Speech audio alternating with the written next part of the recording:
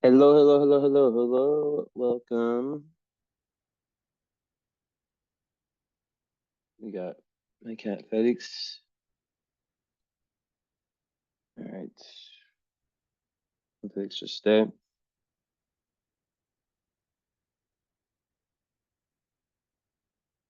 Okay. Let's share the screen for a little bit. Chart.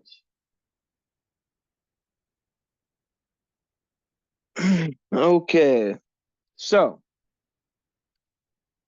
what we have here is Aqua Rising with the ruler in the 12th in Placidus or first in whole sign. And for this type of thing, I always speak of both, but I'm using whole signs primarily.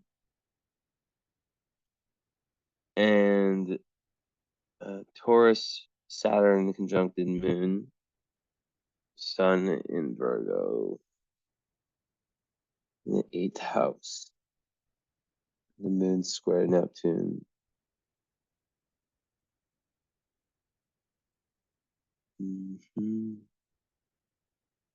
get the Venus squaring Mercury and Venus, and then Uranus opposite Mars.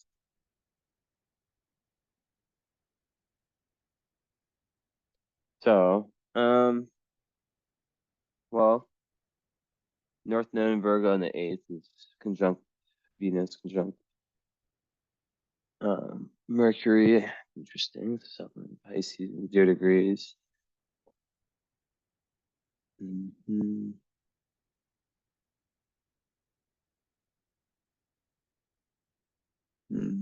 Okay. So I guess what we can start by saying is that there's a certain pragmatism that can be a little bit difficult to hold on, make sure I'm not making the same mistake as I made.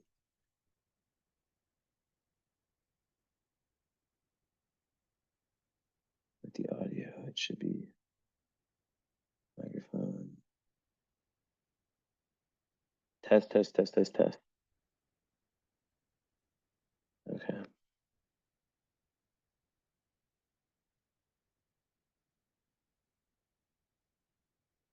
Yeah, so there's a certain pragmatism, like kind of logic. You know, Virgo is really about doing things the right way. It's about you know, realism. It's about figuring out all the steps to get from point A to point B. And I've noticed that a lot of Pisces South nodes sometimes they struggle with not over idealizing, and they tend to have like a ton of gifts, and it's like you could spend lifetime unlocking certain abilities. They're always very, very psychic, but sometimes they can have, they have, sometimes it feels like they have to work really hard in this life to achieve or to refine some of these abilities, some of these kind of skills, whatever you want to call them. And it's not always the key or like the purpose. A lot of times, when you're moving from Pisces to Virgo, you are, you're learning about process. You're learning about like the mix between, when I talk about like the mix of physical and metaphysical, I think that sometimes like this the North Node of Virgo people like they have to learn some tough stories, like especially with the moon square Neptune, right? Um, they're just that Neptunian energy. It's very beautiful. It's very, it's very like linked with like the fantasy and what I'm saying is that sometimes they come, they incarnate in this world that's full of treachery and dishonesty and all these things, and their boundaries aren't always, sometimes there's a lot of lessons to be learned around boundaries. um and you could be like, let's say, the most talented musician, for example, right? But if there is a tendency to see everything too bright and too light, you know what I mean? That's what I've seen with a good amount of this, of people with this no axis, is that they need to like learn Pisces is the dreamer, right? So they're natural dreamers, right? A lot of people don't have that. Like, and that's another thing about the nodes too, is that it's important to know and to be grateful for the things you have that other people don't. Like, yes, like people who have South Node and Pisces at times can be, that dreaminess and idealism can get them in trouble, right? For example, they can think like, oh, everything's going to work out perfectly. It's all meant to be, blah, blah, blah. And then they get into a situation that kind of screws them over. And it's like a tough learning experience, right? But through adjusting that, and, there's also that Jupiter opposition with the sun. So there can, even though Virgo is a very tough sign to pin down. I don't fall for the trap of Virgo being this like OCD. I mean, yeah, it can be like critical, and it really depends on how much they've worked through their perfectionism. Because that shit projects like a motherfucker. Like like people who Virgo people who have worked through the whole 100 or zero energy, um, being able to accept days, for example, that their best is a 40 out of 100, and also days where it's 90, but not judge themselves. Like today, for example, I'm not a Virgo, but my mom is. I feel like you take on some of your mom and dad's energy. But my point is that today I woke up feeling kind of sick. I just chilled all day and kind of, got my power. Now it's night and I'm working. Like that's like, it's very easy in today's world to be very, very strict about how you should live your life, the whole like just do it, just do it, just do it. It doesn't work for everyone. And sometimes Virgos can really fall for like, that whole perfectionism conditioning in society.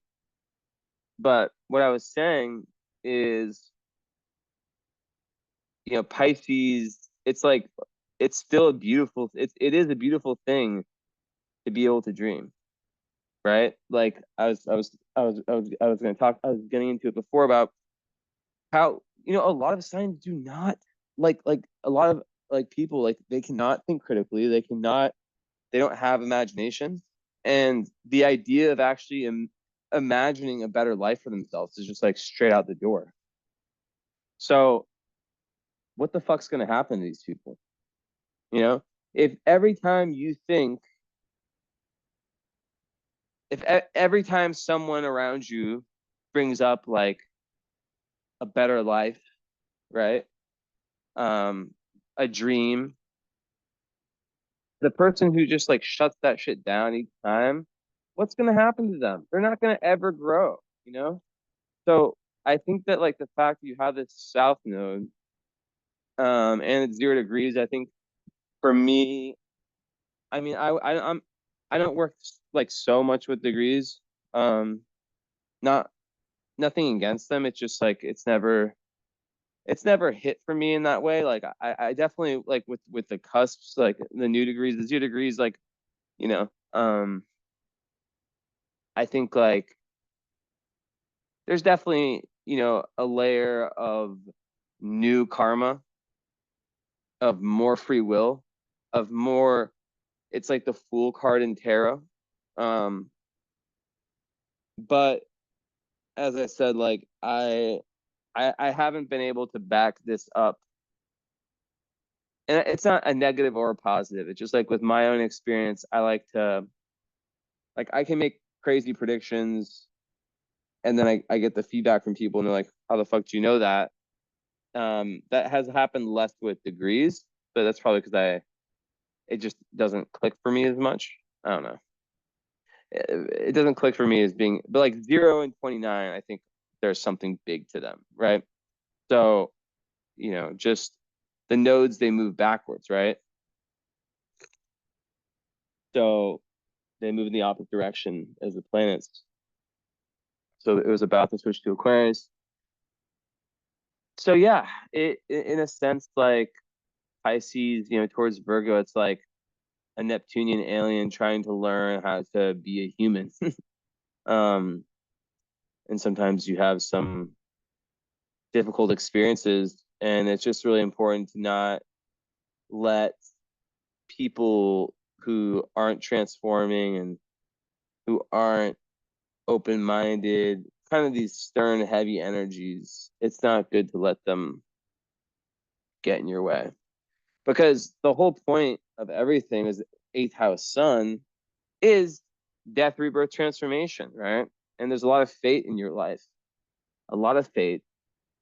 It plays a huge role. And, just being someone who, like, an eighth house Virgo stellium is very interesting because it's mixing this energy that can exist. Excuse me.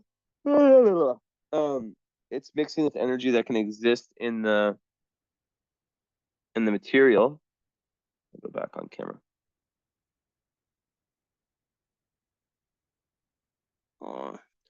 Yeah, so it's this energy that can mix, that can work well in the material realm, but also in the eighth house it's Scorpio, so it's about death, rebirth, transformation.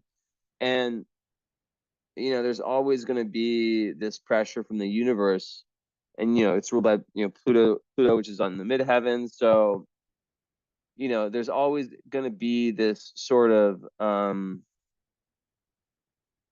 like, your life is not about being like static, and that's what's difficult with that moon in Taurus, right? It's a great moon, don't get me wrong. I mean, Taurus moons can be very happy and very easygoing, and it's an exalted moon placement, but you do have Saturn on it, so that's not easy.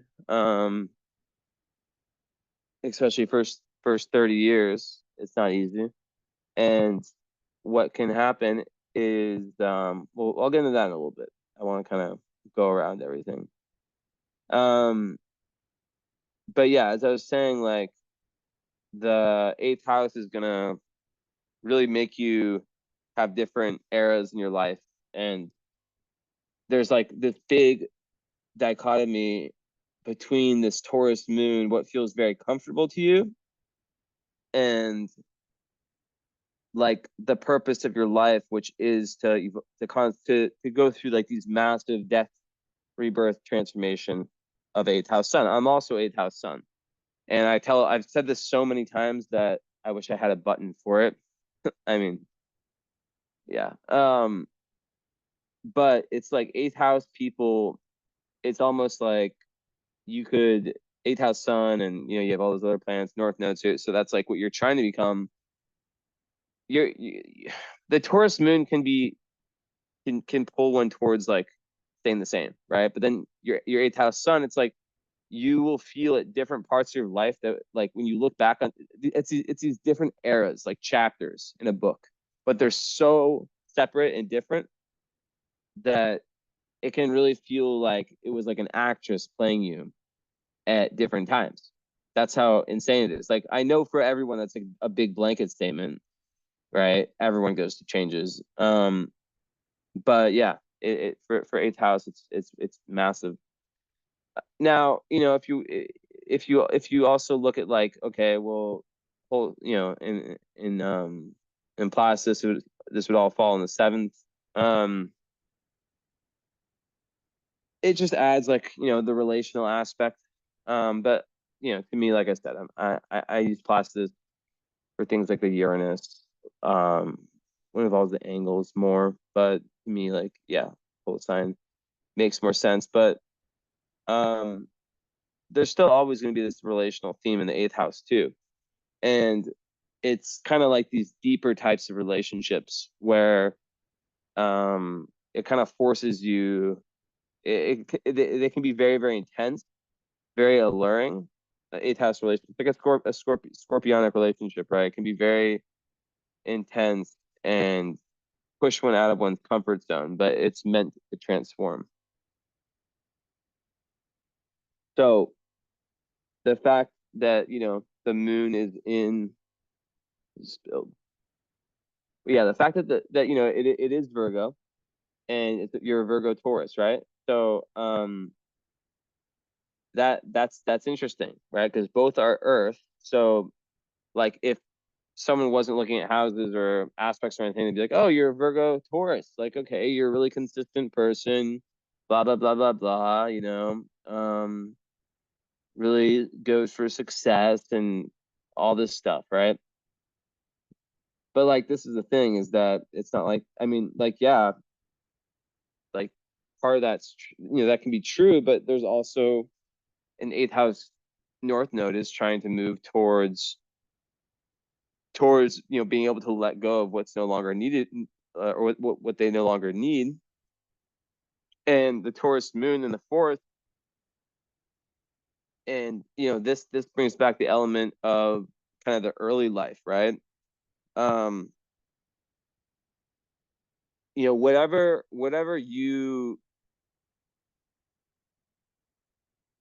what I guess, whatever is like big for you from your childhood, you know, from your growing up period, like it's really, really, because with Saturn there on the moon, it's likely that the mother was probably restraining, was probably, you know, a little bit cold.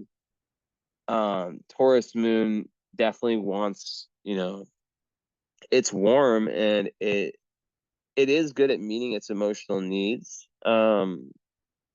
But it likes things, you know, to be nice. It likes things to be chill. So, you know, Saturn there, it can be kind of like a burden on the emotional life, you know?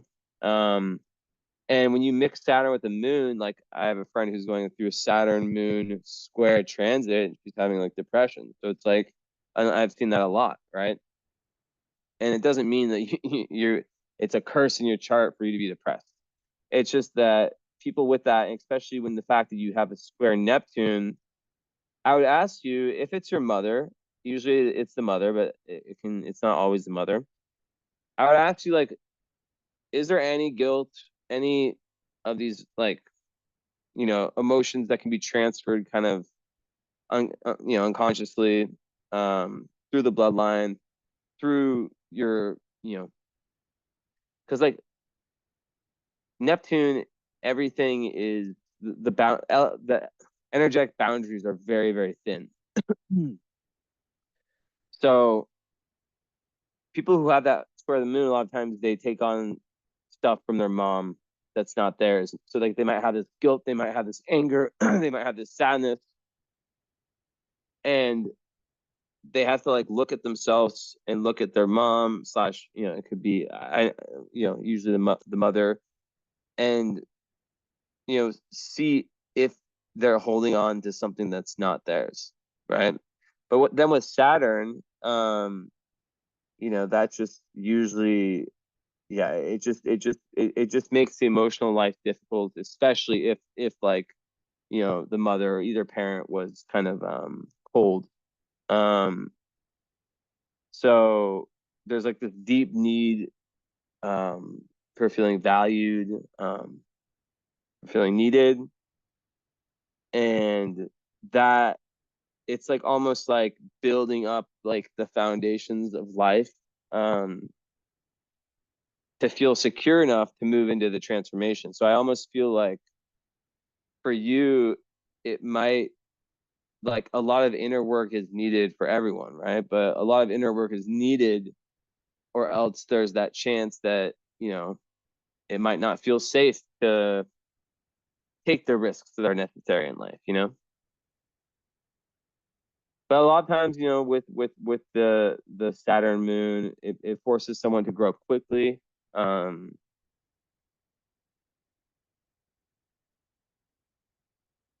Yeah, lots of like restrictions on early on in life, tough time with vulnerability.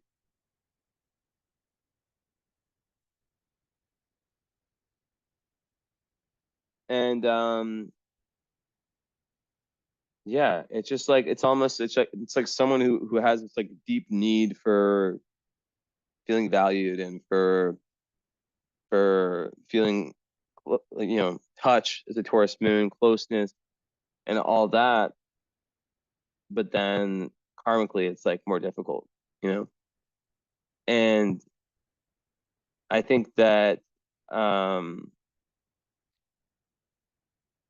it's, it can make someone also just like, yeah, like really, really relying a lot on this warmth. So, the parenting early on is so important. Like if you felt alone young, um, it definitely affects like the grown, the adult relationships. And what happens is that it goes back to this Virgo, potential for the perfectionism, right? Or like the, being overly self-critical. Um, with Moon Saturn, there can be that voice in the back of your head of, say it's your mom, your grandma, or whoever, right? That's very, very critical, and it's about like reprogramming the mind, right? Um,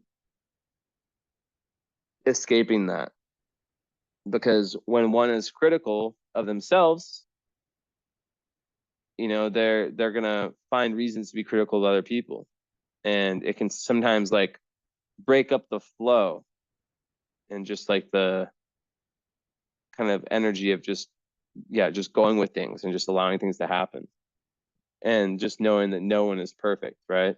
Impossible. So yeah, like if there is any guilt or shame taken on, there can be, yeah, just like feeling, yeah, just being very, very strict like with oneself. Um, which obviously can lead to like a lot of success, but it can also backfire. So it's like, how do you use that as an asset instead of something that can, be difficult.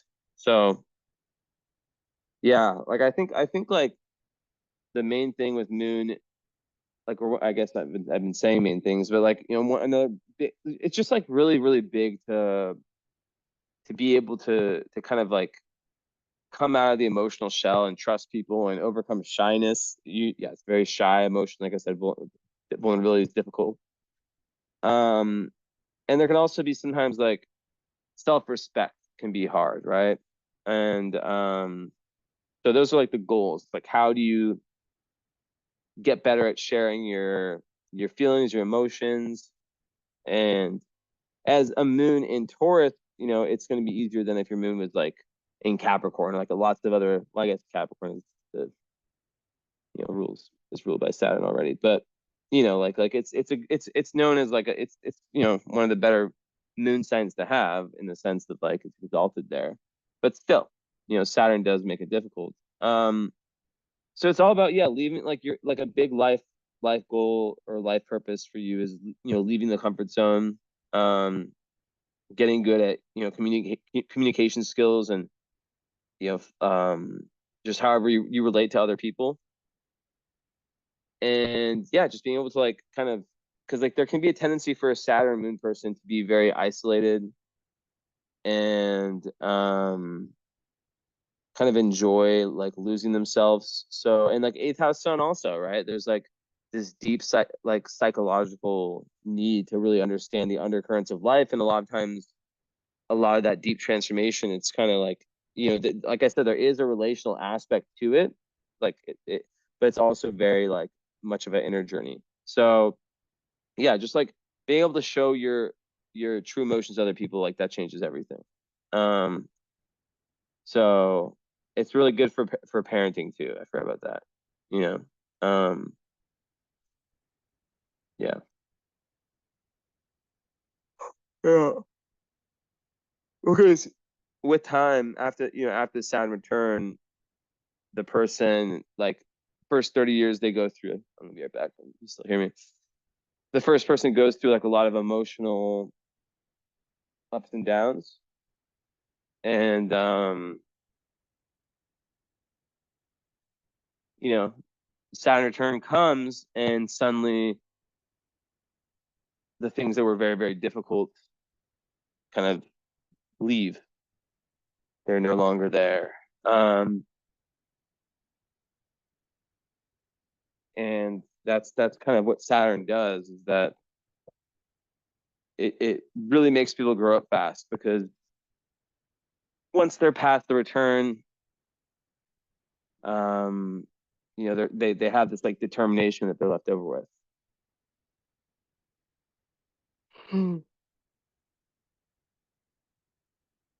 Excuse me.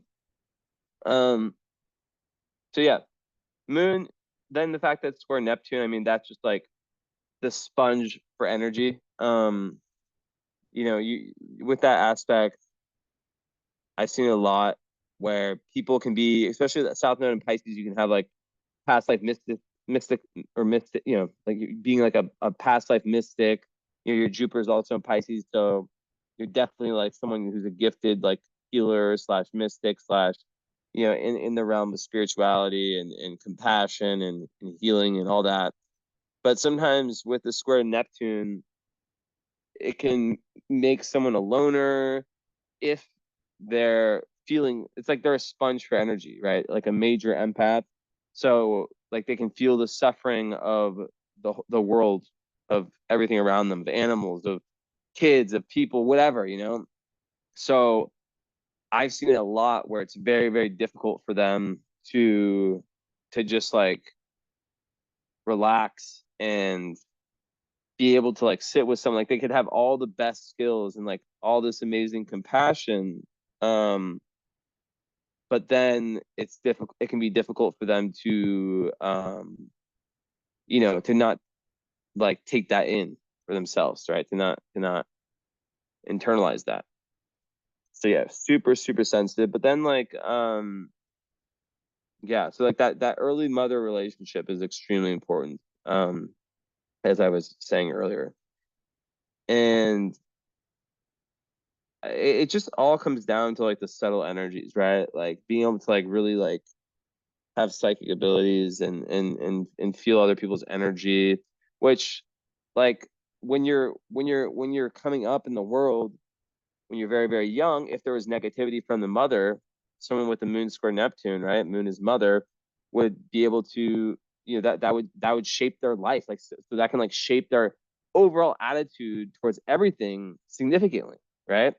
So, and it can be so unconscious and so hard to pin down, that the person like has to like find like very intense like healing, um techniques, meditation, whatever it is, each their own. And then they're able to kind of see like, damn, okay, I took on that. And everyone takes on stuff from their parents, some more than others. But like sometimes with this, like the mother could be like, like like like in like a victim type situation, or there can be like some abuse. It's not always the case, but I've seen it a lot actually with this, where there's like fighting between the parents, and the kid takes on like a lot of like, you know like a need for like escapism sometimes will come, which, you want to have like the healthy escapism, which is like the artistic type or the creative type, the, physical, whatever, right? Spiritual. But yeah, brightness is making me so much better. Okay. So yeah, I think that once again, this does point to like this potential, South Node Pisces, Neptunian like idea of like, this safe space, like this imaginary world that one can create. And just like the whole thing in the chart is the confrontation with reality, which a lot of times the fear is more powerful than the fear itself. Um, and when we actually take things on, we're like, damn, that wasn't so hard. But really, like so much comes down to just realizing like, and God, the amount of even personal experience, but just like people I know who had so many issues like expressing their emotions because they thought they were really weird, that their emotions were not like understood by other people. And they start, even with one person or in one group or something like that, they start expressing them. And then boom, you're like, wow, you know, this isn't that bad. Like other people are very similar to me. And that's what you find is that people are very similar, right? And when you open up to people feel safe because they see you as a human, they see you, the humanity in you, they see the just like it just like the energetic field, like something happens that's very hard to describe into words, but it kind of makes someone see, it's like adds like an authenticity, right? And it's very important, right? Because sometimes with the moon square Neptune, someone might in conjunct Saturn, someone might want to, put up like a very strong front and hide like any weakness, right? So it's like, expressing emotions is so critical. Showing the sensitive side. That's why I would say this chart would be very difficult for male in today's world for sure. For a female, it's more easy. It's easier to express emotions in today's world, but yeah. So what else? Oh yeah, also like being able to like discuss that like Neptunian spiritual Pisces side, like having friends and people who you can talk to about your dreams or like astrology or whatever you're learning about that to you is interesting. Some people might not get, um, but like not like as an Aquarius rising, that makes you want to just be different, right? You want to be very very individualized. You don't want to just follow trends. So there is like this skill of not giving a fuck, of just being yourself and not really caring what people think. And it's a lot of people say they don't give a fuck, but like very few truly truly don't. Very very few people. I mean, there's levels to it and it can go up and down, but it's really important to truly look at that and not allow other people to shape to really run your life, because as an Aquarius rising, your life is meant to be very unique, right? Where you'll go is maybe not where your parents, for example, might want you to go, or maybe it's a different path than their path. So yeah, also you could be a very good storyteller. You could be very good at kind of like illuminating people's imaginations. Um, and really great healer. Good artist, good anything, yeah, anything that kind of like has to do with that deep sensitivity and yeah. So like the whole shyness thing, like with Neptune, I always tell people with this, and it works like a charm. Film yourself, do like vlogs because Neptune rules cameras, and or talk in a mirror, do affirmations, and I'm telling you, like shit works. People get back to me and they're like, yeah, it's been working. And you just like you don't show anyone and you just film yourself as much as you want. um Doing like a kind of daily vlog, not daily, just whenever you feel like it, where you just like talk about like your life is like a vlog, like a YouTube vlog, or like, hey, like I today, and you kind of practice these things, sharing emotions, sharing, like so, like kind of something that you might post on Instagram, right? But you don't actually post it unless you want to. But like you might find that you don't want to keep that you're actually very talented at certain things. You don't want to keep these talents secret forever. All right, I'm gonna get back.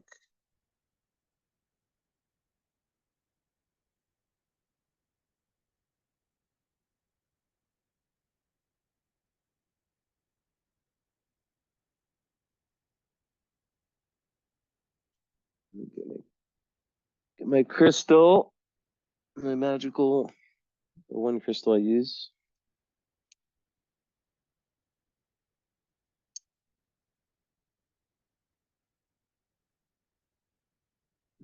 Hmm.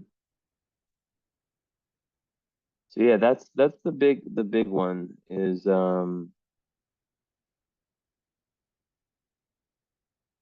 it's yeah, it's overcoming the need to kind of like any kind of shame and guilt from the childhood. Sometimes it's like you have to be really, really honest and go within yourself and just like see, for example, with meditation and mindfulness, like let's say like the mind, you keep thinking about this one random person from like your elementary school or something, or from your high school or middle school, maybe someone that like was bullied to you, or I don't know, or maybe someone that you dated, or who knows. And you're like telling yourself like, fuck, I don't want to be thinking about this person. Like, why am I thinking about them? Why are they my dreams? Well, what you have to do in those situations is, and this is goes for everything in life, is that you have to literally just give whatever it is, invite it in, right? Because the more that you push something away, the more that you run away from something, the more powerful that it gets. And a lot of times these things are not that powerful. Um, but they're just like energies, that they just want to be like they're like people, they just want to be treated with a little bit of respect, and they just want to be seen and understood. And once they get that, then they're like, all right, cool. I'm not gonna run your life. But it's just about, acknowledging them and not giving them more power than they deserve. So yeah, I think the Mars and the seventh is interesting in Leo because I think that, the whole relational part of the chart, which I'll get into a little bit later, but Mars in the seventh house, the ascendant house, it's definitely like it can create a lot. I mean, it can definitely make someone very assertive when it comes to love and very go-gettery when it comes to relationships. Um, which is good because I think that relationships are a big catalyst for you. But it can also bring, seventh house rules open enemies, and it rules business partners and just like very close one-on-one, romantic relationships, and I believe BFFs personally. Like sometimes, especially girls, like get like not only girls, right? But like such close friendships that's like it's might as well be a relation, like, a relationship. Um, mm,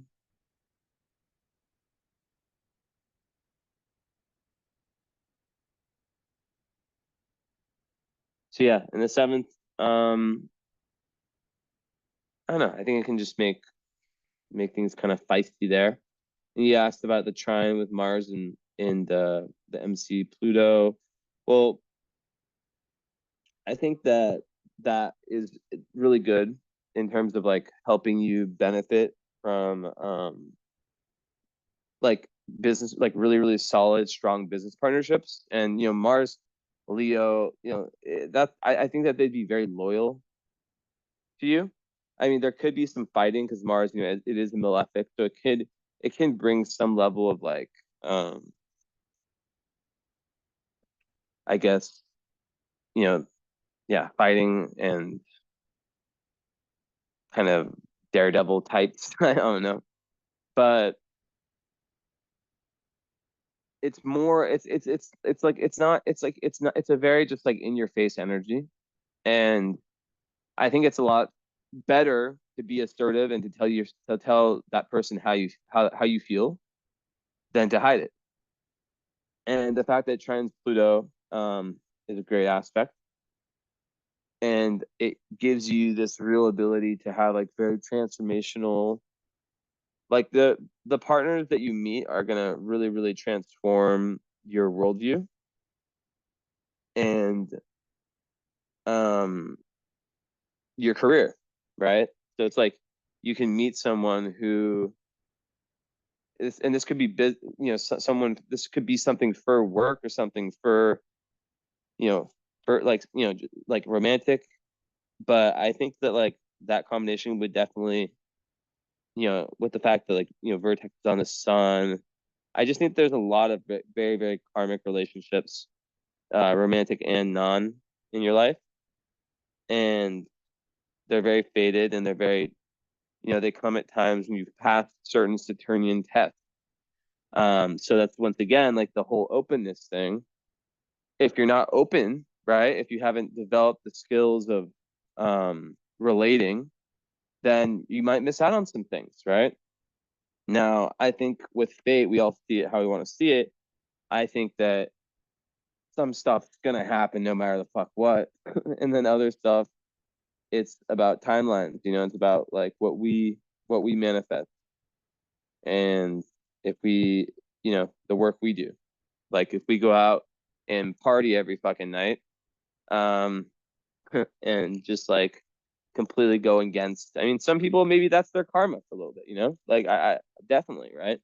But if we, overdo something like that, then we're not gonna necessarily get um a certain like something that I would call linked to our higher destiny, our higher fate, our North Node journey. So going back to that, um, yeah, it's really like the nodal journey for you is a lot about the axis of Pisces Virgo. So it's a lot about like being able to understand the steps that it takes to get to a goal. So you're very good karmically at having the idea, of having the dream, of having the essence of like, oh, I'm gonna do this, I'm gonna do that, it's gonna look like this, but then when it comes to the application, the day by day, like all the boring shit, right? That's where Virgo is better than Pisces. But then Virgo needs Pisces, right? And this is where you lean on your Jupiter, right? Jupiter and Pisces, it does create the massive dreamer because Jupiter makes everything bigger. So it creates that massive dreamer, that spiritual teacher, and when I say spiritual teacher, I don't mean someone that's going to be a spiritual teacher. I mean someone that has that in their kind of DNA, like they just have that, like they could go that direction at some point in life, right? It's more of an archetype than something that I mean like that's what you're gonna do, because I would never tell someone that they're gonna do anything. That's not how I see life. Um, but yeah, like I think that I think that Virgo, that the Pisces, the both of those signs, like in that axis, they really need each other. And the fact that you have so much Virgo, right? So it's like it's really like it is the axis of perfection, really. And it's the most karmic axis, is the axis of service. Um, and a lot of very evolved souls have signs in Virgo and Pisces because it rules the sixth and the 12th house, or it's connected to those houses, and those houses are about, they're the two most service oriented, selfless houses, right? So that could be something that's a big part of your life. You could be like a very evolved soul who's here to really help, and that would explain some of those tough moon aspects, because a lot of, meant to be healers have that. So so um let's think.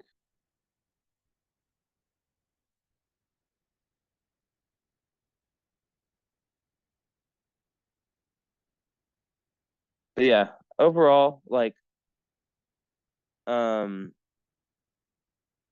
I just think that, as I was saying, like Virgo can be too hard on itself, right? It can be, it can allow each day, like I always say, like each day gives us a hundred reasons to be really negative about our lives, right? Every single day, there's always something that you can allow. Oh, this person said this, or this, this happened or that happened. Like, oh, the world's so fucked up. Oh, this, that, whatever, like, so Pisces is good at, and it's to a fault, right? So like while Virgo might be like overly like logical and of the mind, it's like using that Pisces side of you, right? Because like even if you are the Virgo, it's the axis is the same energy. You have access to the Pisces, right? And because it's the opposite signs, it's the same energy, the opposite manifestation. So it's about really balancing those two signs, right? And so like the Virgo, like Pisces, like the Virgo can be overly critical. It can find it could find all these reasons to worry, like be very very stuck in like the physical world of the everyday life, and just like not and just lose sight of the big picture, which is oneness, right? Pisces is the most spiritual sign because it's so connected to source energy at its best. But like what I was saying before about the escapism, that's what gets difficult is when Pisces is too kind of like unable to live in this world, right? And they don't want to face the reality. Um, so like there's just a lot of acceptance, and just like the more like whether you call it God or whatever, right? The closer that one gets to you know spiritual understanding and like a deep spiritual kind of, I guess, overall philosophy that is not like, look, like a lot of people, in my opinion, I'm not trying to be a hard ass, but I think a lot of people like, and I still respect people, who are like, you don't figure it out overnight. And I'm not saying I haven't figured it out either, but I do think that a lot of people who are quote unquote spiritual, like they talk a big talk, but then when the going gets tough, it's like they just fall back into fear, right? And then I'm thinking like, well, then what's the point of all this? Like if you're just gonna fall back into fear, what the fuck? Like the whole point is to learn about this stuff, and to do the meditations, to read what you read, to learn what you learn, to listen to what you listen to, so that I mean, I like that's what I would think, right? So that during the testy times in life, you can still you can still like feel inside yourself like, it's going to be all good, right? And that's what Pisces is. Pisces is that oneness. And people, high vibe Pisces, they have this real, like, I'm a Pisces for them. I'm a high vibe Pisces. No, but yeah, like, I mean, I can show you. I don't like talking about myself, but like, like I understand it because I've been at the low and the high of Pisces, so I know it very very well. And the the low is the escapism. It's like I don't want to deal with this reality. I'm checking out. Peace. Bye. I trust God. I understand God, and I'm just gonna check out. Whatever.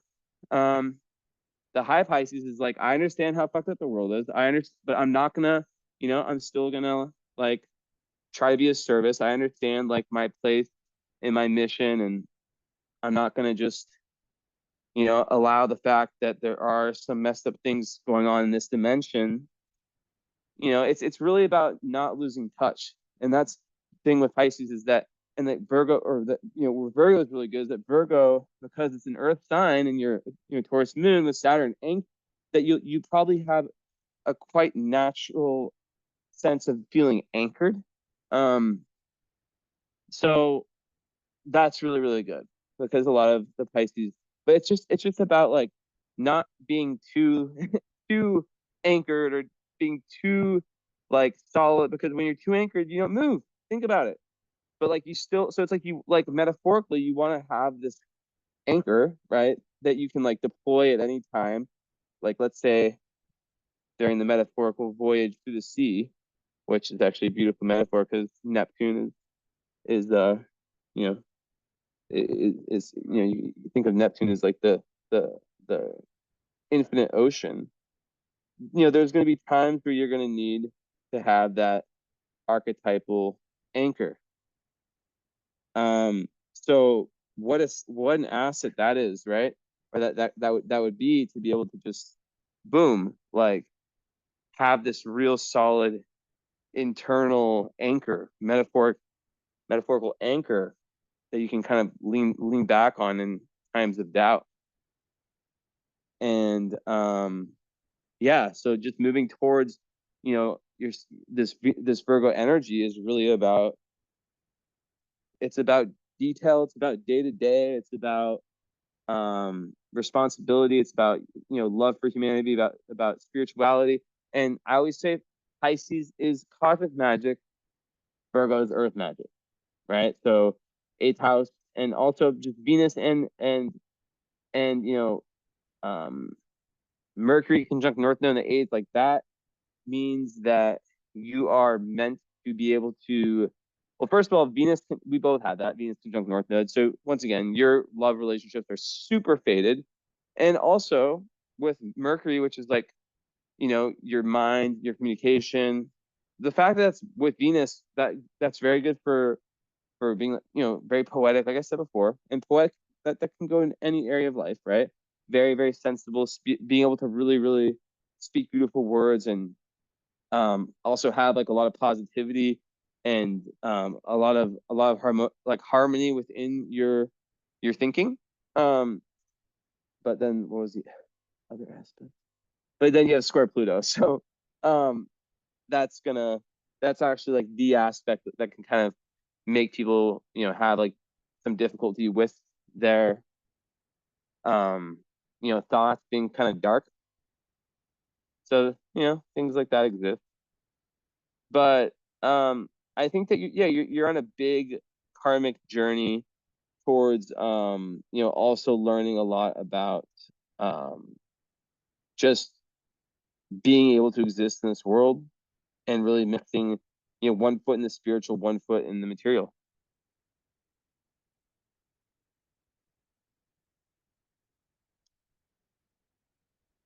So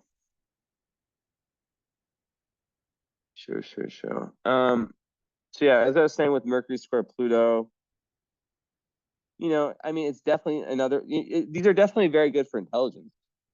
Um, yeah, very good for intelligence. I think that Mercury square Pluto, it definitely can make someone very intense and kind of have like a very, you know, complex,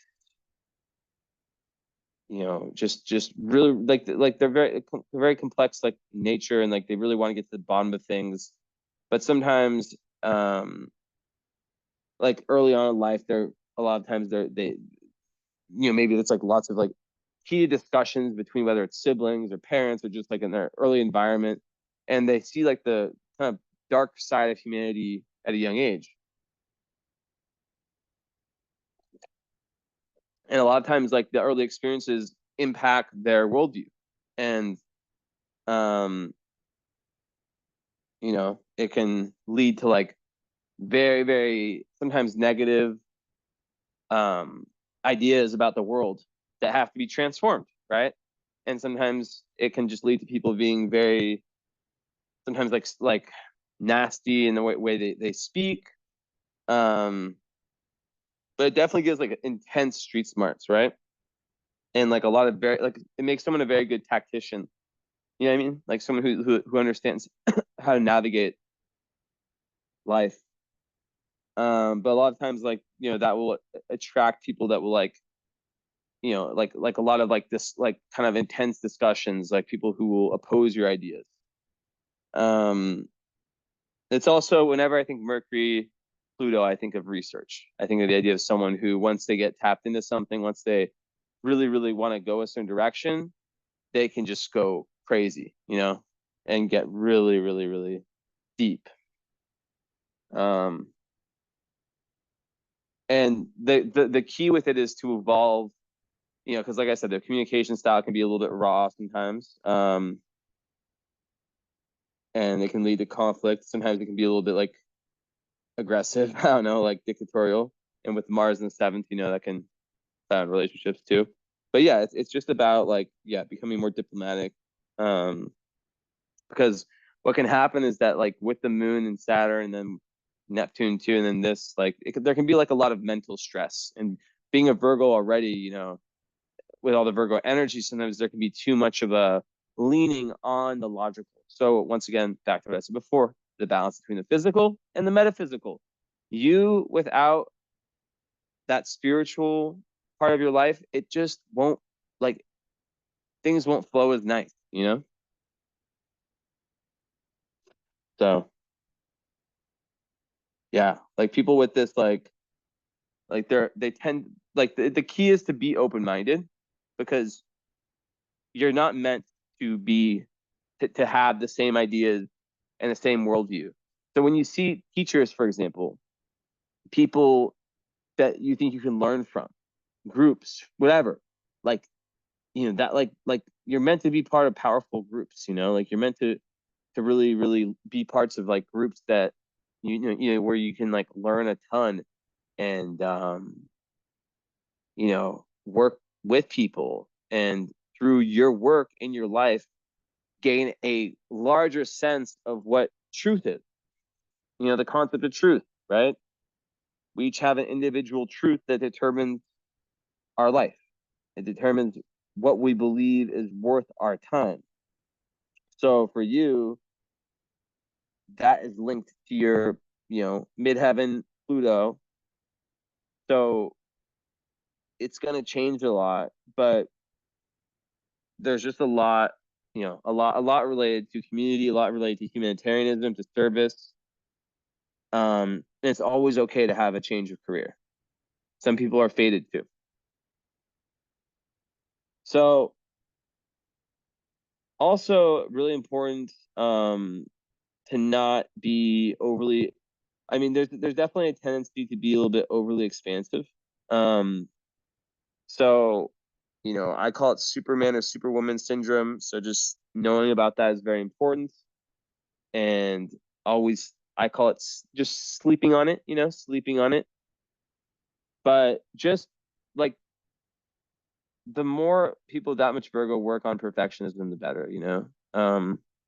Because they start to see it in their through mindfulness, like, oh, I'm having a thought that is, perfectionist or whatever, right? Like, oh, like I'm thinking, like, oh, this is, like just being good at recognizing things when they come up. That's the key.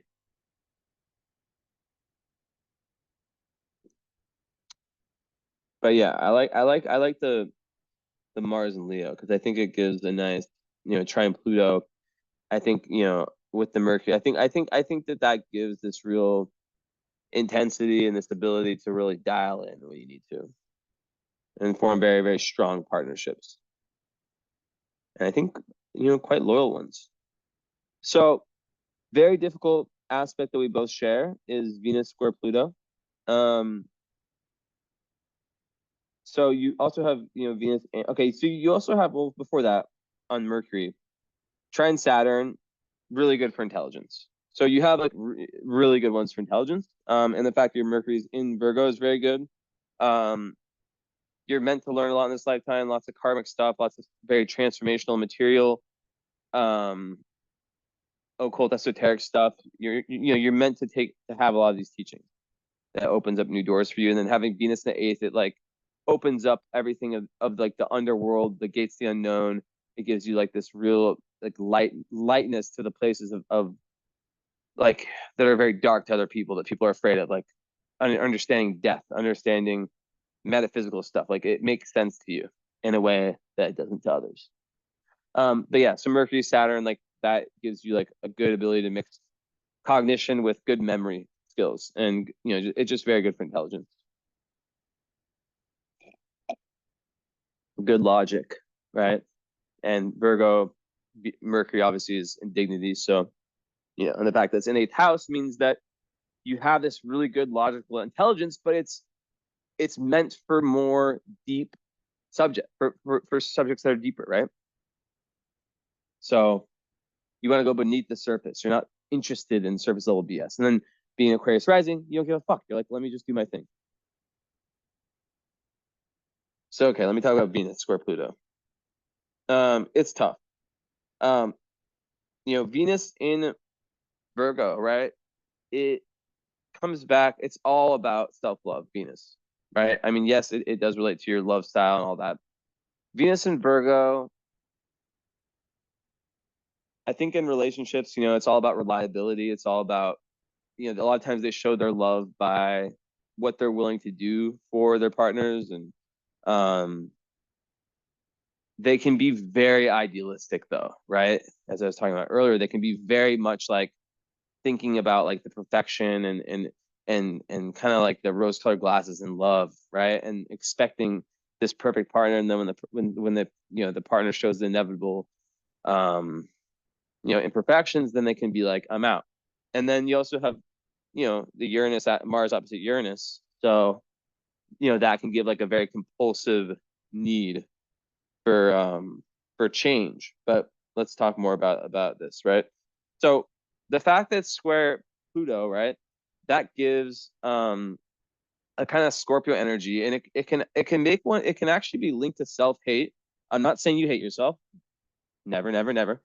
I'm saying that there's the potential for that, especially with the opposition. But like with a square, like like Venus, it can just make like the hurdles to self-love just more difficult, right?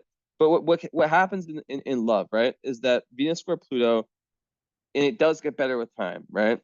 Um, but like basically until one learns to really love themselves in respect to the Venus sign. So for you, it's like not getting down on like not being like literally everything related to perfectionism, right? Which you can find so much stuff about all over. But it's a life, it's ongoing work, right? It's ongoing work. But um until one finds like, especially if they find if you find your true passion in life, that's a game changer, right?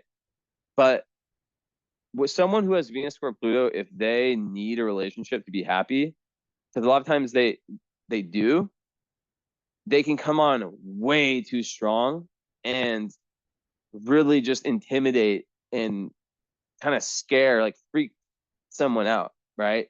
Um, and what happens is that Pluto represents, your underworld. So you have Mercury square and Venus square. So it can be, through your communications, through your thinking, but also through your loving. So your relationship.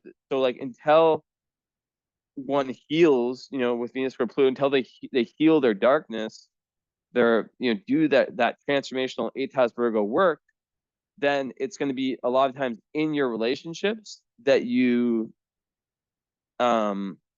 have this tough stuff, this where you really meet your darkness, because it's easy to kind of shut it down. I mean, it's not. I'm not saying it's so easy, but like it's doable, right? To kind of shut it down. Um, but it just makes the intensity of the feelings so strong, right? And it can get to the level of like, in extreme cases, stalking, um, using like manipulation, tactics to basically like it basically it comes down to a fear of losing that person, right? So what usually happens with this is person meets person that they like, and if they're secure in themselves, which once again, Venus, self-love, right? If they love them, if they have that self-esteem that's solid, which takes time, right? It's good. But if things are not, if they haven't done the healing, which it takes time in life, right? So it's usually like the earlier part of life where it's hard. What a lot of times happens is that they either well, actually I've noticed it, so it can happen in multiple ways, right? So it can be either you're the person that's coming on too strong, or you attract really, really dark people. Sometimes for females, I noticed that is that they, like my friend, she has this exact 0.00, and she just, because she hasn't done the deep work she's really needs to do, or she hadn't a few years ago, just attracting these really dark people, that, and these people mimic the darkness that she hasn't overcome in herself. You see? So yeah, it just makes people feel like, fall so deeply in love to the point to where all rationalization is gone, and like they can just go fucking crazy, you know? And yeah, it can be very like overbearing, and yeah, so it just makes it just really, really like it also at the same time, you know, with Venus trying Saturn, like you have like really, really great potential for long-term relationships to work out. And even with the Pluto one, but like there's something that needs to be transformed before that can happen. And a lot of times it's people who are like trying to use force to get someone to love them, which never works out. So um what else can I say about that? So yeah, it's all about like, transforming how you give, how you receive love. Um and it's usually pretty difficult because people see fuck, the whole time, like um self-love is really what's at the core here. And then, once you do love yourself, that unconditional love and approval comes. Um, but yeah, like I said, like it's tough before, like, and it can be very, like, you can tell someone this like a million times in my experience, and they can hear it, but then it can be in one ear out the other. It's a tough aspect. But Saturn helps it out, and definitely, post Saturn turn, if things aren't already better, they will get better. Okay, but yeah, so then like your mental, and you're also, yeah, it's gonna be it's gonna be people, very karmic partners, and like people who really push you towards your highest karmic potential, right? And relationships that are meant to be transformational and not meant to be boring, meant to challenge you. So yeah, the Mars Uranus energy, it's kind of like this very like unorthodox, rebellious energy that one can have. It matches well with the Uranus ascendant, and basically rebel as fuck. Um, Very thrill seeking, very like, sometimes like what can happen in relationships is that, like, even though like Virgo and Mars and Leo, it's very loyal energies. Sometimes with this aspect, like there is a deep need for stimulation, and it's like a very kind of like sexual energy, right? So I think with that one, it's just like being able to feel like, okay, what I have isn't what I have is good. I'm happy with what I have, because like Virgo can be so analytical, like I was saying before, like, oh, this is the issue, this is the issue, this is the issue with, like, let's say a certain person, right? And then Mars opposite Uranus can make someone just like want to like leave relate. They can be someone that can like bounce from relationship to relationship, but also like it goes down to like being like too big of a risk taker. And with the Sun opposite Jupiter, also there's just there's a need, because like there's this big need for independence that you have, right? And big need for freedom. So you know, it's just like making sure that you're not, that some of the stuff you're doing like on an unconscious level is not just to prove people wrong and to thrill seek and to you know be different. That it's also, that like it just, it matters where it comes from. It matters, you know that it's coming from your authentic sense of like, I want to do this, right? Not just like I want to shock other people. And it's really good for like sell it, for like being able to sell yourself, being able to, like good for business. it gives one a lot of like, yeah, like I said, sexual, like sexual. No, I don't mean like in a sexual way. I mean like sexual energy, like prawn. And just like someone that just like very like has that energy that like it is also sexual, but yeah. But also you have to watch out for being like Mars and Uranus. Like I said before, don't like really for any big risks. Like don't go skydiving, or if you're going to, like, and it's good you're a Virgo because like Virgo is good for being conservative, but or not being crazy as fuck and thinking things through. But that's the goal for you is to think things through. But then this energy is it's fun. It definitely is fun. Yeah, it's definitely fun, but gotta be careful. Okay. Ooh. Okay. So yeah, Mars square Chiron. So that's interesting because Mars in Leo is very assertive energy. But square Chiron, there can be a difficulty with being assertive, and Chiron is in and a lot of times it comes from like childhood when someone someone's actions each time they try to like do something it gets met with like got met with like anger. So like they can have a fear of like expressing themselves or being in their inner child because like Mars and Leo ultimately is like very good for one being in their creative essence, right? But then it gets difficult with the square of Chiron, and Chiron's in Scorpio. So 10th house Chiron Scorpio, you know, that could be linked to some trauma, some it could be linked to some sexual trauma. There could be some pre-birth trauma, right? Which would be even more interesting if that's the case, if something was up with a birth, because then the moon square Neptune would make even more sense because it could really make someone take on a lot of the suffering for the mom in that time. So like I know there's therapy around like perinatal, is it called perinatal therapy? Yeah, perinatal psychology. Um, but yeah, like Chiron Scorpio people, they like to delve into the mysteries of life, and they very good for like becoming a spiritual healer. And it's like the wounds are often linked to one's own like depths, and it will come up kind of like I said before in intimate relationships. So yeah, and 10th house, so there's also a theme here of like needing to feel adequate in the external world, and also just like around like perhaps your worldviews, like the way that you saw things were like um criticized growing up. Like maybe like you saw things like in a way that was like, way different, way more different than other people that you grew up with, and maybe you face like a lot of criticism. That's a big possibility. So that's never, easy, but you have so many spiritual gifts. I mean, like Neptune the 12th, like that just and Uranus would be in the 12th or first, depending on what system you use.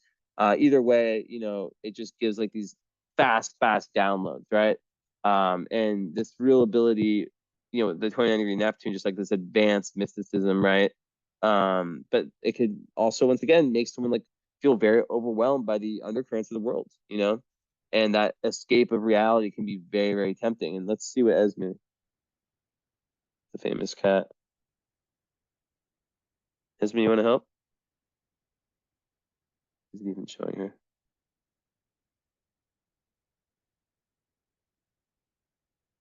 Is it camera? Oh, you can see your ears. Here, I'm gonna the computer.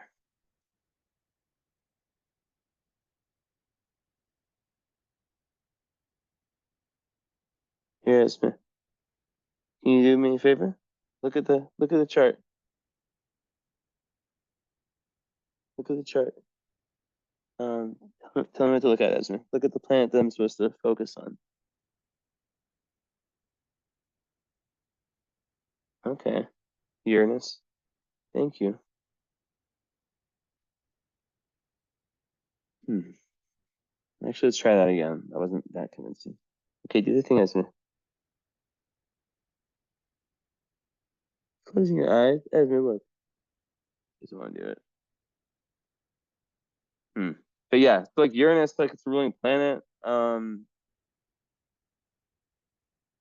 And like either way, like you're meant to be, someone who's liberated in this lifetime, perhaps past lives of feeling like, um, like not being able to like really be yourself and, um, like it really expressed that spiritual like mysticism. But you are protected on a very, so like you have like the Jupiter in the second house is amazing. Um, I call it the financial guardian angel, and it's also very good for self-esteem. And but especially when you align yourself with spiritual values, right? Like you're not overly materialistic. Like like people, I tell people who have Jupiter in second, I'm like, let me guess, you lose one job, then 2 weeks pass, your friend calls you. I said this once that was actually like literally spot on. Um, like the story was like very close, like this like random example I gave. I was like, you call someone, or you lose your job, you don't freak out. 2 weeks pass, one of your friends calls you, says that their company's hiring, and you end up getting the job. It ends up being better pay, better everything, right? Um, Work-life balance, like better company, all that stuff. And it just makes usually Jupiter's second house it's just usually like the way I see it is that it usually makes it so finances are not meant to be like the biggest difficulty, especially with Venus in the eighth. Like you could be inheritances, right? Um, but you have to watch out for like your self-esteem not being tied too much to like the increasing or decreasing of money and possessions. Um, and yeah, like it allows you to kind of be like a spiritual teacher. And like, I think that like there's this real internal philosophical dialogue that probably goes on within you. And it's important to, once again, you know, still keep that, right?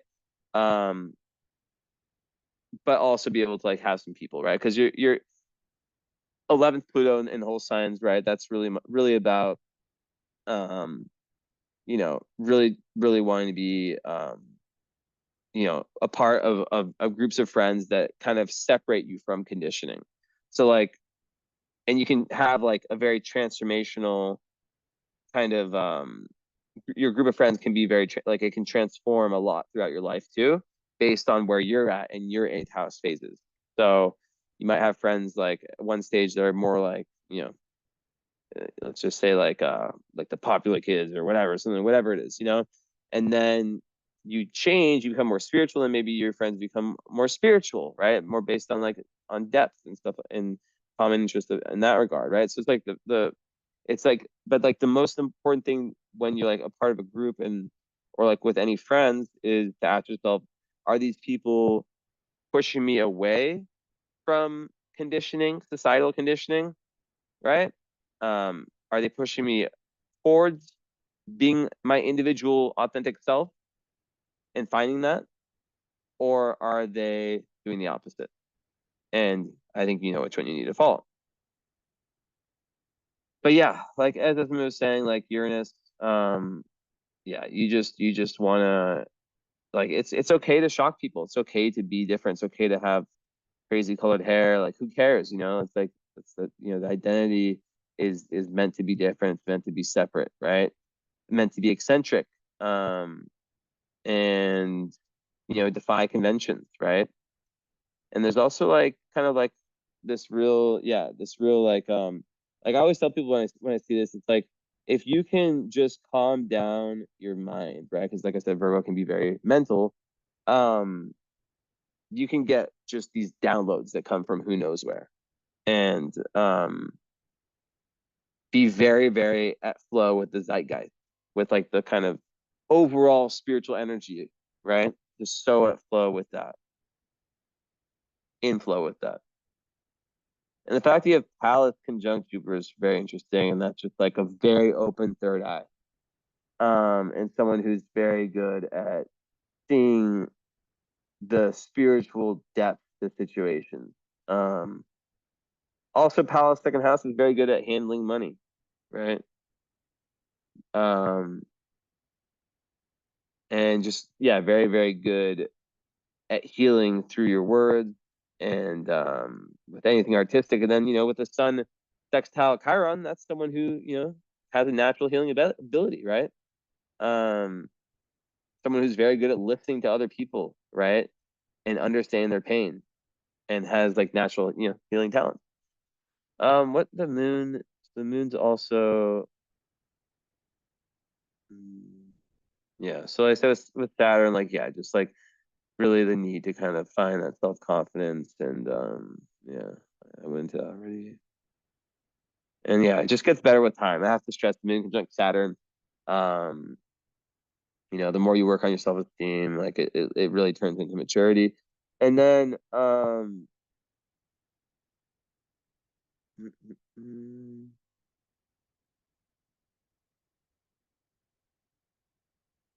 So there's also like a clash between like your kind of need for routine in your life and your emotional needs.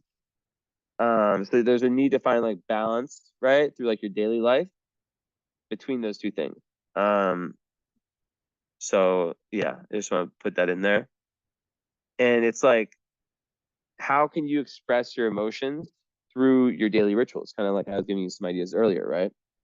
So like yoga, meditation, anything, really treating your like with diet that's healthy, like all these things, right? That's very, very important. And that's another thing that Virgo is all about, which is about health, right? North Node and Virgo, like in one, okay, here's something I didn't think about. One thing is South Node Pisces, North Node Virgo, it could be a spiritual quest for you to be healthy physically, right? Like your body as a temple is like really think about that, right? Because sometimes there could have been past lives where maybe you had all these abilities, but you didn't treat yourself well, and because you didn't treat yourself well, um, you didn't open yourself up to like the maximum potential.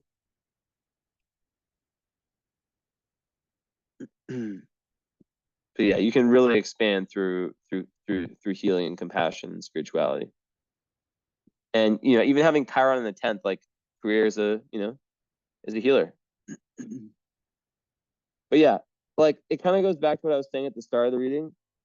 And excuse me.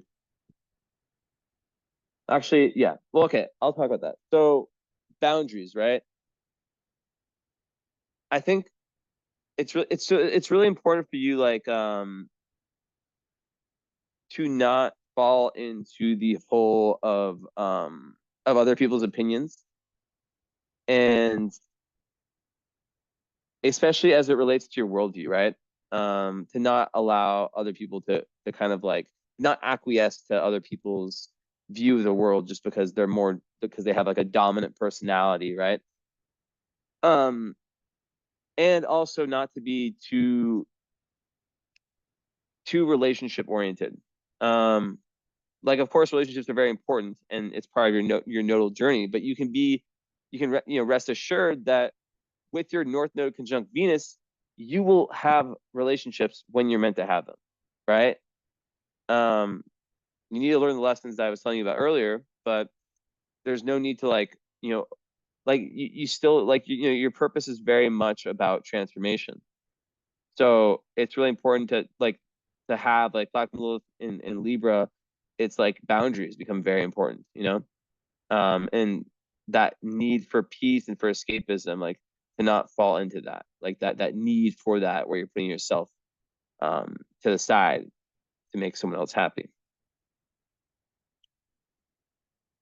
Esme, now you want to help?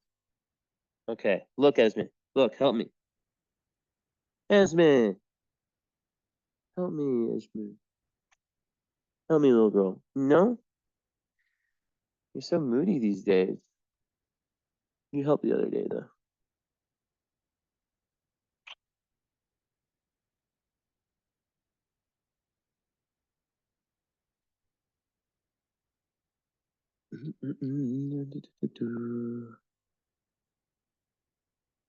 Wait, what, Esme? Esme, say that louder. Esme, Esme. Oh, thank you. Thank you. So she was just telling me, she's just like routine, routine, routine, but don't get boring. That's what Esme just channeled through me.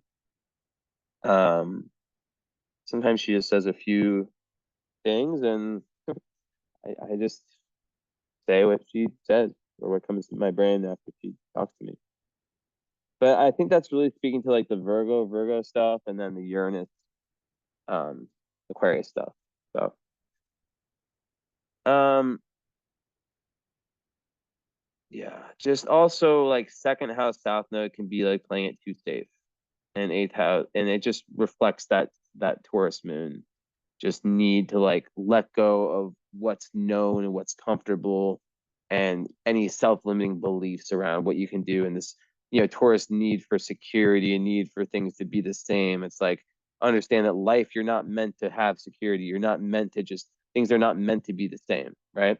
And with your Sirius in on your IC, um, you know, being in the fifth in whole sign, right? In Gemini, I think you're very nurtured by um friendship and by intellectual stimulation. I also have this, right? So like there's a part of me with my series in Gemini that likes I'm not a gossip like person, but like I would be lying if I said that like it's not fun once in a while, like, you know, to like I'm not chasing gossip, and I'm probably someone like one of the least people when it comes to like, really talking about other people. Like I just don't waste my time on it, but sometimes it's fun. I'm not gonna lie. And it's just important, like when you're such a serious when there's this really deep level of seriousness in the chart, to also have some fun sometimes. Maybe like for me, like it comes like with watching, I call it dumb shit, like just observing shit on YouTube. I just like watching content, even if I don't agree with it. Like if it's entertaining, like sometimes that's really nurturing, right? But yeah, overall for love, like as I was saying, like the whole thing, a Taurus moon, it needs that touch, needs that closeness. But obviously, it goes back to like the need to be able to open up and be yourself around that person. Mars and Leo definitely need to be your inner child, to have some fun. Um, and someone that's going towards transformation. It's important to not to have someone that it doesn't have to be like so serious all the time. But Virgo Venus, all the the Virgo energy, it doesn't want someone who's like there to waste their time. And having the Juno Libra in the ninth house, maybe it could be someone from a different culture, someone who is very wise, or who at least like you can have like a deep philosophical relationship with. But like Libra, Juno people, like, or they really like their ideal mate is someone who where there's a lot of peace, a lot of harmony, a lot of beauty and romance in the relationship, right? um Not some like the power dynamic is like very stable, because like with Venus square Pluto, sometimes it can make like power dynamics very like unhealthy and toxic in relationships. So it's very important to have like you know that balance. So yeah, and maybe someone, yeah, you can travel with, learn with, all that stuff. And like having part of fortune also in the ninth. Part of fortune is basically just like where you're, it's the point of the chart, like where you kill it, your flow state, like sign in the house. So Libra ninth house, it's like, it's through the, this is what I've been doing, I'm standing up. But yeah, it's like through the you're at your best when your life is balanced, um and when you are really finding truth, when you're growing and your worldview is growing, when you're where you're really expanding a lot around your idea of what truth is. So never never closing up shop when it comes to like ideas. And yeah, like also there's definitely like the Libra part is just like balanced human relationships, of all sorts, right? Like that, like really, like, because like with all the moon aspects, it's like a lot of fulfillment comes when you have a sense of real belonging, right? So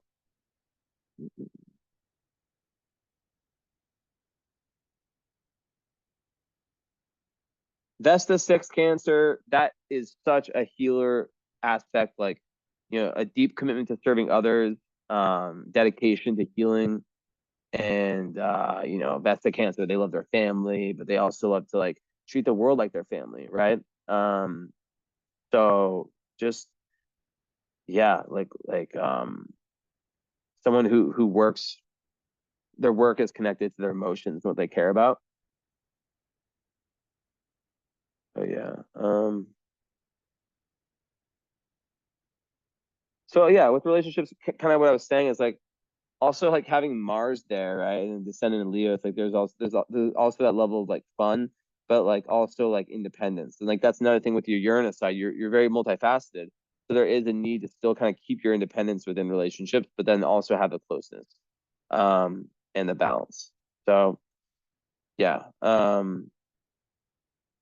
relationships are tough, and we're never gonna find, it's really about like really understanding what works for you, what really doesn't work for you, and then, just finding like making things work. So,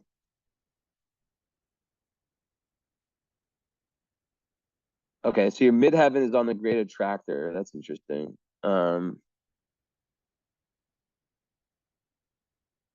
So that's like someone who could have like a career like really, really, really linked, or someone who can really just like you could have psychic abilities, I don't say that very often. Um, but just like someone who could potentially really, really dig into cosmic information.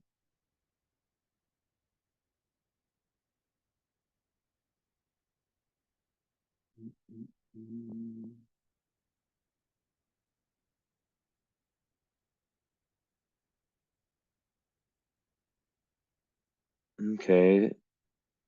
Yeah, definitely very philosophical person, as I said before. Very deep, very spiritual. And okay, let's see. And I think also interesting, yeah, I think like there is like the real potential for you to like it's definitely something that has to be worked on. um that kind of low side of the Taurus, like stubbornness and unwillingness to change. I'm not saying you have that. I'm just saying that like you know with the dark moon like on that, it really is something, like a real potential of like not wanting to change, not wanting to go towards transformation. So that's really, really important. Really, really, like I can't stress it enough. If you saw what I was staring at, you'd be like, holy shit, how do you know? How you understand? I like a million things. Oh, look at that. Beautiful. I love that. So Amor is an asteroid about unconditional love, and you have your Venus conjunct it. So you're literally someone who has this ability to, you love really, really hard. And I don't mean that just in relationships. You're someone who can, and even in relationships, that like it's like that Plutonian love, right? Like already the love's really deeply, but then more there. It's like yeah, it's that unconditional love. So it's like, let's say like you break up with someone, right? It's also very linked to soulmates. So it's like, and because the North Node's there too, it's like you really are like, if this is a chart, I don't use say like twin flames or anything like that. Um, but yeah, it's really, really romantic, and even after breakups, for example, you can still have like that real love, that like for so it really will bring you most likely really amazing love in this lifetime.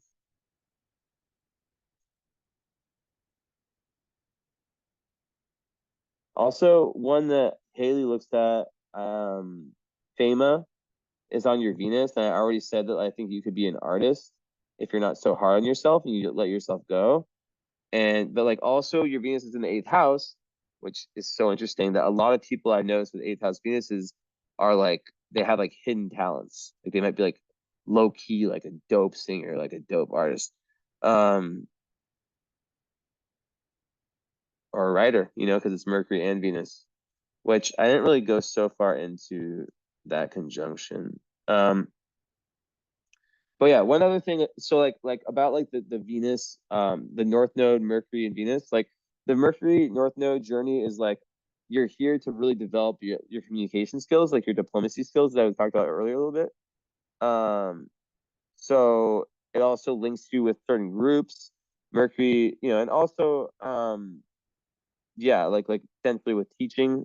So like lots of learning and teaching. Um and Venus is just like learning here to learn about self-love,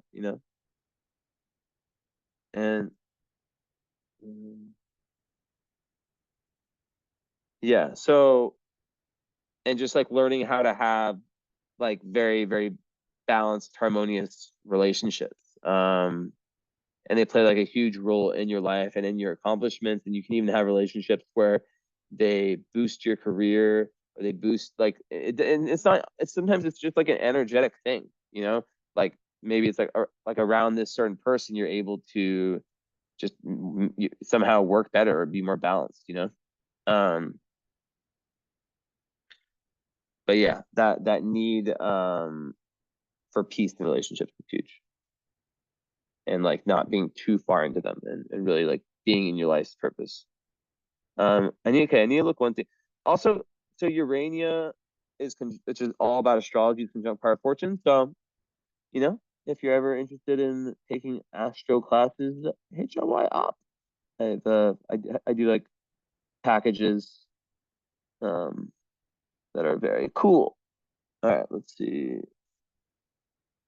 Also, Cassandra Rising, I think that definitely would give beauty too, physical beauty. By the way, I have no idea what you look like at all. Zero idea. I never ever look, ever, ever, ever. Okay, I need to look up Markab if there's anything about it. Where is my book? Thank you for reminding me. I need to check this book I ordered.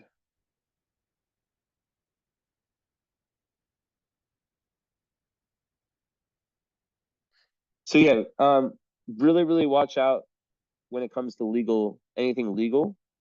Don't take any risks that could, like, I'm not saying that something bad's gonna happen legally. I'm just saying with anything related to that, really, really,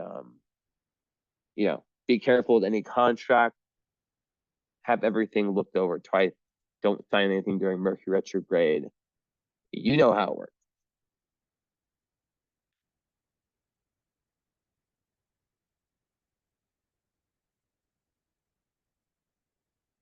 Now you want to help me, Esme?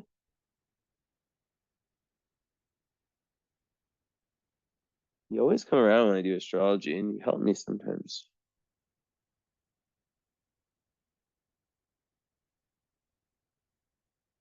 Esme, Esme. So, I'm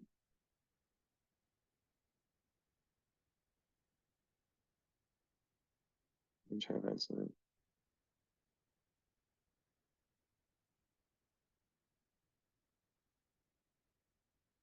Yeah, so just like a ton of fate in your life.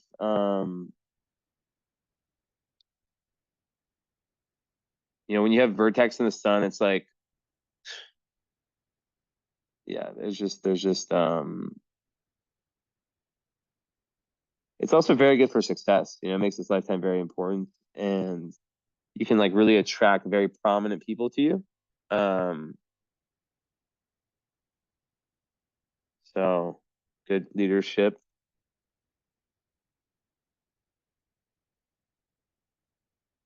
But it's really important to like, work on like first impressions and just how one initiates projects and how one, like leadership skills, all that stuff. Like it's just important to kind of like, dive into that. Um,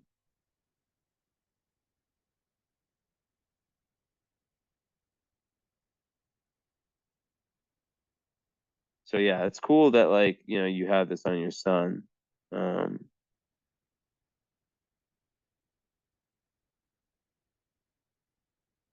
And usually like it will make someone like feel quite comfortable in anything public, like in like a position that's public.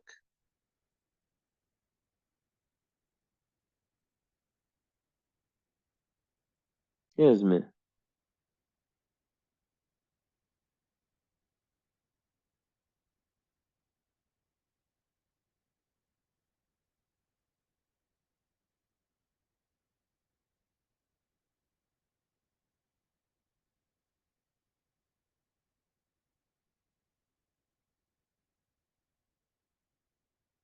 Also, like, so the level of growth that you have in terms of your self-esteem, it makes it so you can really attract people, like mimic the people that you attract. And I'm not talking about romance. I'm talking like more on the level of like life purpose. Like prominent people will be attracted to your energy.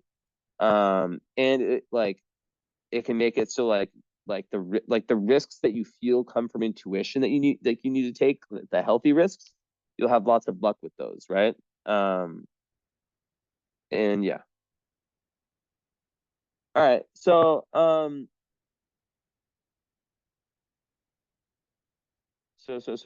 yeah, basically this is how it usually works. I think you got the reading with the follow-up. Yeah, you did.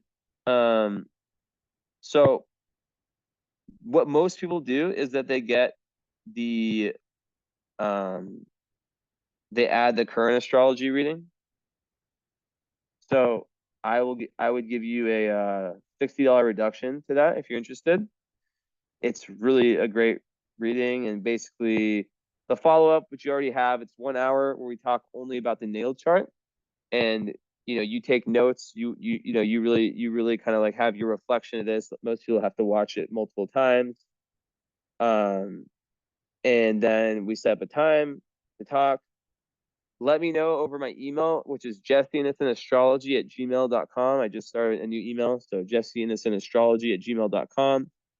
Um, so yeah, the reading is usually 350, but it would be 290. And instead of having just the hour, we would have like a 3 hour session. It's not a long wait like this. It's just, my schedule, like the next free date I have. And yeah, I go into everything as it relates to current astrology. So it's really nice. And that's transit, solar return, what house the planets are in, um, progressions, right? Progressed moon, cycle, solar arc, everything, everything. So let me know about that. And let me actually click this.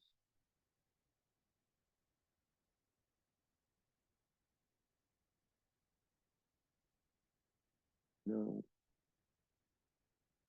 Yeah, let me know about that. Take your time with the reading. Thank you for the patience. And I will talk to you later. Ciao.